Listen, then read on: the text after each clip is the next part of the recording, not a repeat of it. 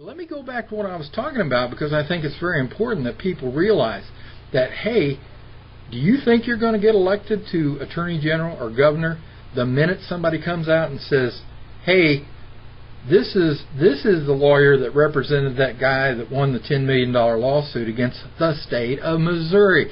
Now, are you aware that in the state of Missouri, the biggest union is not the Teamsters Union? No. It's the union that represents social workers. Now, if you don't believe that, go get your personal property tax, pull it out. There'll be a graph where they show where every dollar goes. In St. Louis County, and I assume every other of the 116 counties in Missouri, that graph is going to show that 55% of every property tax dollar goes to social services.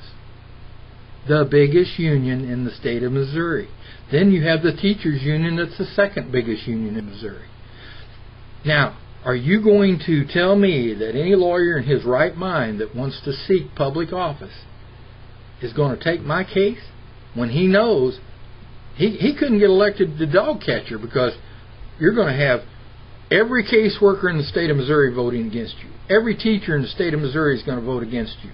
Every woman in the state of Missouri is going to vote against you, because they're going to twist it and turn it like, well, candidate Joe Bob Johnson here, he's against women. He's against teachers. He's against social workers. He's the guy that represented that Mike guy that won that $10 million class action suit. So yeah, there's about 4 good reasons why I can't get a lawyer, and they all come back to discrimination, prejudice, and bias. Because guess what? Welfare wasn't meant for men, it's meant for women. Now, how do I know that? How can I make a statement like that? Because I was on welfare for 7 months. When my youngest son was 2 years old, I got on welfare for 7 months. And I got off of it, because I'm going to tell you right now, I don't know how somebody can live on welfare. You can't live on welfare. But that's a whole other story. I could get into that for 2 or 3 days too. But again, it all comes back to, hey, nobody had to pay me to raise my kids. How come I got to pay somebody to raise my kids? How come I got to pay a woman to raise my kids, but a man will raise their kids and they don't go around screaming, oh, I got to have help, oh, I got to have help? Did you receive child support? I never received a dime of child support. In fact, she called me about 5 years down the road, and there was an outstanding bill of $12,000. I asked the court, I told the court that I didn't want child support, and the judge said to me, you've got no say in the matter. We've got to be fair about this. We're going to make women pay child support just like we do men. Now, that's what he said to me. But I told the judge I didn't want it. He said, it doesn't matter, you're going to get it whether you want it or not. 5 years later, she called me and said, hey, they've caught up with me. They're threatening to put me in jail, this, that, and the other. So I called child support enforcement, and you got to remember, this was 25 years ago. Things change all the time. But I called them, and I said, I don't want you pursuing her. I don't want you putting her in jail. And they said, you write us a certified letter saying that that's what you want, and we'll drop the matter. And I said that I would do that. And I, was talking to her about, hey, this seems kind of funny to me that it took you 5 years to catch up with her. But I said, if it had been me and I owed child support, you'd have been right on top of me. And this was a woman child support enforcement caseworker, and this is what she said to me. She said, well, we handle it different when it's men. Women we put at the bottom of the list until we finally get down to them. But men we pursue right at the very top, and we go at it hot and heavy. And that was out of her mouth, and I just wanted to share that with you, that, yeah, you see prejudice all the time. When my youngest son, when I'd take him to the doctor, say he was 9 years old, and I'd take him in, as soon as I'd walk through the door, you could feel the prejudice. The receptionist would be, oh, young man, how are you today? Where's Mom? Now, you might think, oh, well, gee, they were just making conversation. No, they weren't making conversation. They wanted to know, where's Mom? You'd go around the receptionist desk, and the nurse would meet you and want to take you into the room. Well, you're a cute little boy. Where's Mom? Well, I'm glad that you brought that up. Wait just a minute. You'd get into the doctor's office and the doctor would come in. Hey, how are you today, Mr. Mike? And, you know, hey, that's a fine-looking boy. Where's Mom at? Is Mom sick today? And I said, after you hear that about 3 times and you hear the tone of voice, you get to realizing that they're like, what is this? Did you steal this boy? Did you run off with this boy? Well, I'm glad that you brought that up. That's an interesting point. What do you think about the discrimination on television? Well, it's horrible. It's terrible. You know, we've been portrayed for at least 25 years, if not longer. Deadbeat dads. You know, Oprah Winfrey once said on one of her shows that women were even worse than men when it comes to paying, you know, child support. So there you go. But when you hear the media talk about it, it's, oh, those deadbeat men, oh, those deadbeat men. You know, and we have been put into a pejorative group, and I don't think this was by accident. I think this was on purpose. It was intentional.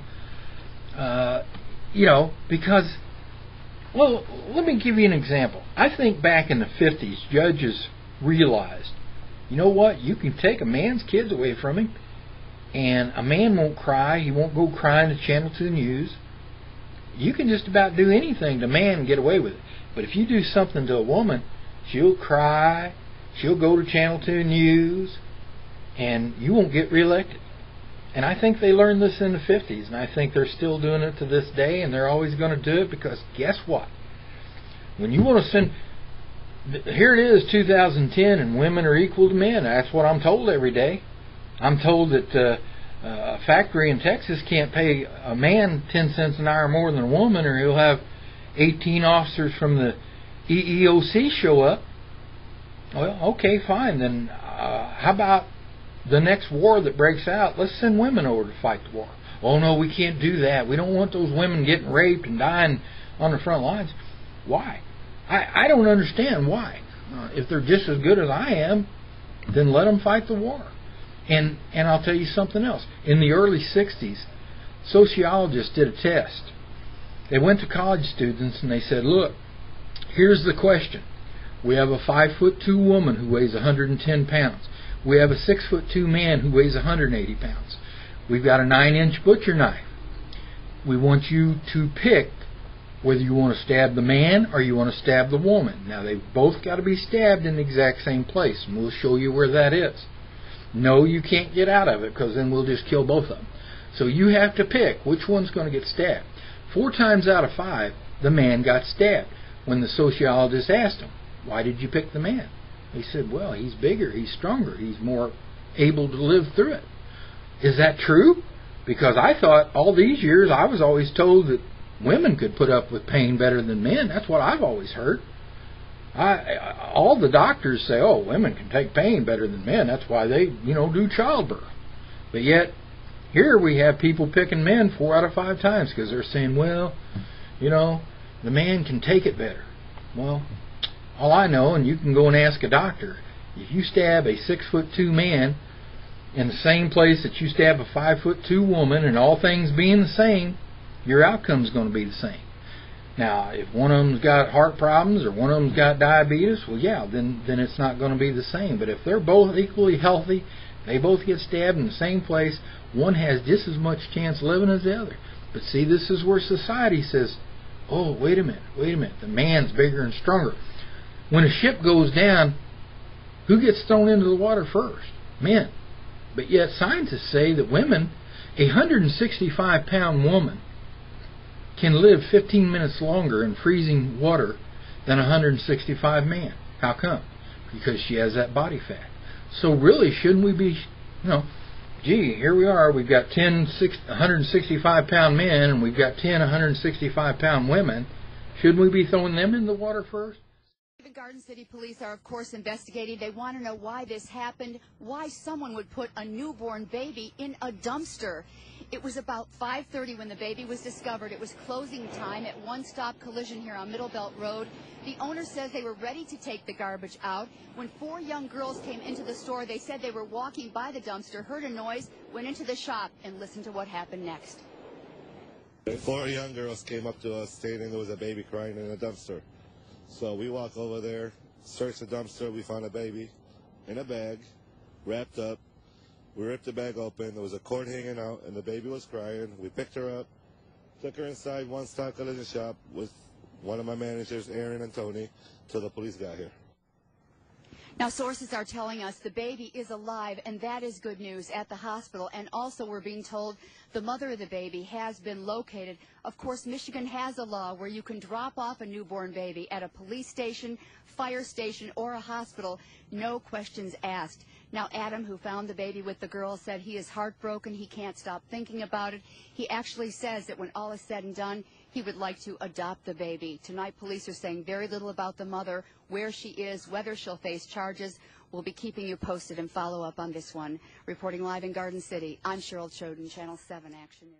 Do you think the way society deals with abandoned babies is discrimination against men? Well, yes, I do. As a matter of fact, let me read a couple things to you here. Before I get into the actual topic of dumpster babies, which I do want to talk about, let me just say this.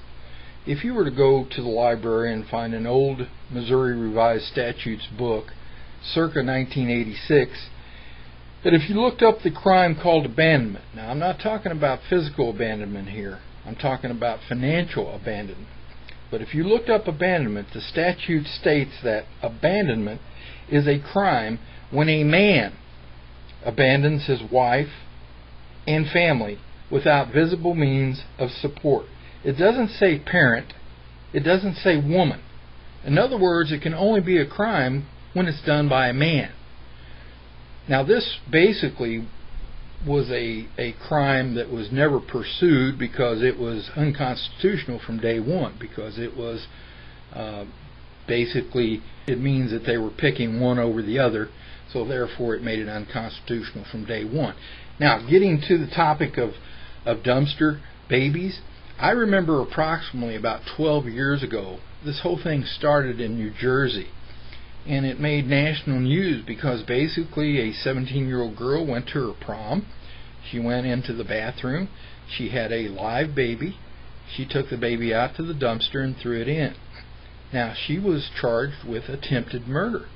Now, that was 12 to 15 years ago, and I just want to show you how things have changed in the last 12 or 15 years.